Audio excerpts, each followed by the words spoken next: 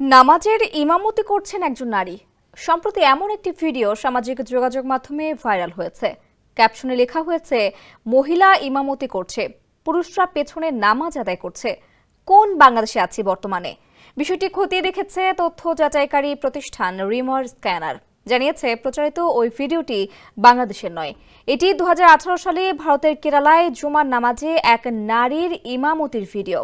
রিমার scanner জানিয়েছে, ওই video নিয়ে অনুসন্ধানে ভারতীয় গণমাধ্যম দৈনিক সাভেরার ইউটিউব চ্যানেলে 2018 সালের 29 জানুয়ারি প্রকাশিত একটি ভিডিও খুঁজে পাওয়া গেছে।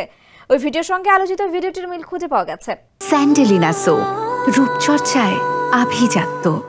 রিমার স্ক্যানার তাদের অনুসন্ধানে জানতে পারে, ভারতীয় আরেক সংবাদ মাধ্যম টাইমস অফ ইন্ডিয়ার একটি প্রতিবেদন অনুসারে 2018 সালের 26 জানুয়ারি কেরালার মাল্লাপুরামে কোরআন সুন্নাত সোসাইটির রাজ্য সাধারণ সম্পাদক জামিদা জুমার নামাজে ইমামতি করেন।